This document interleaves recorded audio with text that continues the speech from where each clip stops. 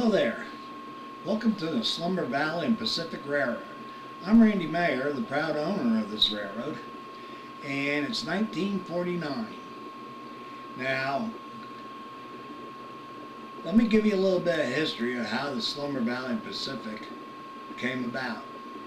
Back in the 1920s, the Denver and Rio Grande heard about the Slumber Valley and the minings that were going on there. Unfortunately, there was no way into Slumber Valley except through a tunnel which was owned by the Denver, South Park, and Pacific Railroad. That famous tunnel is known as the Alpine Tunnel. So Denver and Rio Grande made a deal with the Denver, South Park, and Pacific to take over the maintenance and the ownership of the Alpine Tunnel. Here's where it becomes interesting. Denver and Rio Grande went ahead and shored up the Alpine tunnels, make it safe to be traveled through, and then started laying track towards Slumber Valley. While they reached the little hamlet of Jake's Corners and heard about Jake's gold mine. So they decided to lay down track there and start shipping out gold from Jake's mine. As they heard about that, a guy named Barney O'Reilly decided to cash in on some of this profitability. So he had property, and he also had a toll road over the Stub Your Toe Mountains. So he made a deal with the Denver and Rio Grande to let them build a railroad yard and engine facility on his property in Barney's Crossings and lease out the land and the toll road for them to lay track on. And after much dealing, Rio Grande, Denver and Rio Grande went ahead and started laying track. They laid track all the way up to Shubyville. Now, Shubyville, there's a little story behind that. Shubyville was named after the fierce frontiersman, General Thaddeus Shuby. So, when the railroad reached the town, they went ahead and made deals with the townspeople. But when they drew up the contract, they named it Scoobyville. They misspelled the name, and the name stuck. So it became, instead of Shubyville, it became Scoobyville. So from there was an ore mine. Used to be a gold mine, but they ran out of gold and played out and started digging up this orange stuff, which turned out to be iron ore. And the mine was owned by the Murphys. The Murphys also had a ranch down in the valley outside of Cindy's Landing, which was the next destination for the railroad. So they tunneled through the railroad, they tunneled through the mountains and brought the railroad out into Cindy's Landing. Cindy's Landing is on the shores of Chardonnay Lake and the headwaters for Chardonnay River. And it was a pretty good town as far as western towns go. It had a saloon. It was Cindy's own ownership of the Suds Bucket. And on Friday, Saturday nights, miners and ranch hands would come down into Cindy's Landing and whoop it up and become boisterous and water the dust off in Cindy's saloon, which was the Suds Bucket. So the railroad made it to Cindy's Landing, and things were starting to look up. Well, one day around 1945, Jake's mine went bust. No more gold. Like I said, Murphy's mine, they ran out of gold, and iron ore wasn't really a big product back then. So the railroad said, we're going to cut back on service. And they did. They cut back to 3 times a week, then 1 time a week, then a train whenever they needed it. Maintenance was deferred, and finally the word came. Denver and Rio Grande was going to pull up their tracks and leave the valley. Well, people of the valley got together and they said, you know, this isn't a very good deal. You know, we need the railroad. We need to get products out. We need, you know, there's businesses here. And, you know, we think we could keep the railroad going. So they made a deal with the Rio Grande and bought up the track and the buildings and the land. And Rio Grande said, it's all yours. Well, people were happy in a way, but then they stopped and said, wait a minute, we have no engines, we have no cars, we don't even have a caboose, and what's more, we have no more money. Well, around that time, and it was about 1945, 1947, somewhere in that time frame, an Easterner showed up in Alpine Station. His name was Randy. Anybody we know? Oh well. Anyways, Randy decided to go on to Jake's Corners to see what was going on in the valley. He heard about it. So he waited there at the station. Finally, the station master comes to him and says, hey, what are you waiting on? He's waiting on a train. He says, you got a long wait. There's no trains through here. You got to walk down the track to Jake's Corners. That's the next town in line.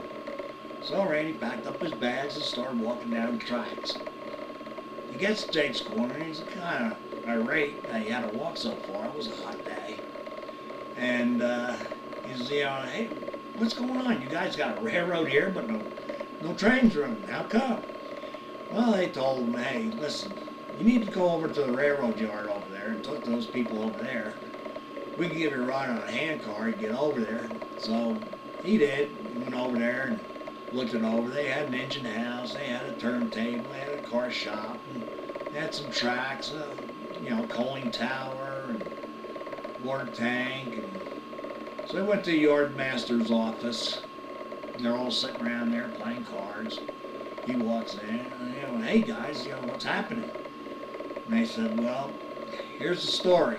They told him the story of how the railroad pulled out.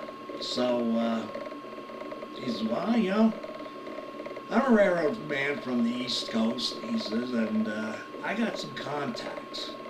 He said, if I got some engines and stuff here, do you think we could run a railroad? They went, wow, yeah, we could do that. He said, what are we going to name it? He says, well, let's call it Slumber Valley Railroad. Then in the back of the room, he says, hell, why don't we go real big? He says, Slumber Valley Pacific Railroad. And he says, okay, we'll call it the Slumber Valley Pacific Railroad.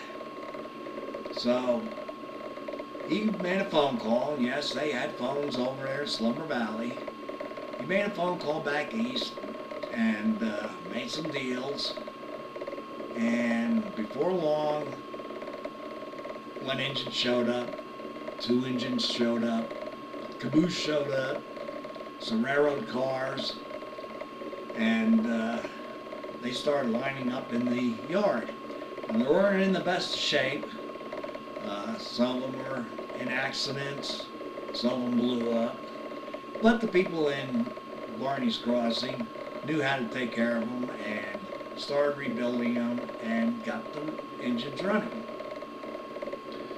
So before long, Jake started mining coal out of his gold mine. He had a vein of coal and started shipping coal. Murphy's, they were still trying to get rid of this iron ore. There was a depot over in Cindy's Landing that the railroad left, so they started to rebuild that and they called up the Rio Grande and said, listen, how about, you know, we have a yard here at Alpine Station, you know, you guys leave cars for us, and we'll leave cars for you, and they were interchange. Deal was made. So they started shipping stuff out. Things started to pick up a little bit. Right about then, Stan Murphy's granddaughter, Elena, had some property on the other side of, a little bit north of Cindy's Landing, and she started digging in the hill, in the mountain, because she was going to put in a root cellar. Well, she started digging. She kept coming up with this black stuff. And she called her grandfather, and old Stan went over there and said, "You got coal. There's coal all over this place." So she said, "Well, maybe we can mine it and make some money." So they did. And she started building a small little, mine there, and mine shaft, and then maybe a tipple. Anyways, she had all this coal. She had no way of getting it out of there. So she went over to Randy and said, "Hey, railroad's doing pretty good in Slumber Valley Pacific. You think you could run a branch line over to my mine and help me get rid of some of this coal?" So Randy got a group together, and we got some old ties and railroad rails, and started building a branch line over to Elena's mine. And they got it going, and started shipping out coal from Elena's mine. Well, things were going pretty good over there, and so they managed to get one of the engines going and drove it over there to the mine and left it there for her group, Elena's group, to move the cars around, make it a little bit easier for them to get rid of it. So things were going good over there. And then Kevin Murphy, no relation to Stan Murphy, started a lumber business over on the east side, over by Hancock, on the east side of the tunnel. And he started cutting down trees and running rail into the track, into the forest, and started moving lumber out of the forest. He even got his own engine there. So what he does is when he gets some loads going, he'll run them out through the tunnel and drop them off on the line for the Slumber Valley to ship out where they're going to ship it. He also picks up cars of goods and stuff that he needs from the mine and brings them back. So business is going real good, and the valley's nice and quiet. It's now 1949, and there's some tourists starting to come in. They heard there was good fishing in Chardonnay Lake, and there's even a couple of steam locomotives running on the line that they managed to acquire. So tourists are starting to come in, and people are starting to look around, and hunting's just great out here. They got elk and deer and bear, and there's rumors that a bear had mauled some people that were rail fans. So people are starting to come out here to go hunting, go fishing, and just take in the beauty of the Slumber Valley. And the Slumber Valley and Pacific Railroad is still going strong here in 1949. Excuse me. So if you are interested, the next video will be on how the railroad is run and the life and times of the Slumber Valley and Pacific Railroads engineers and conductors. So I hope you enjoy this, and see you soon. So she's got a pretty good business going there.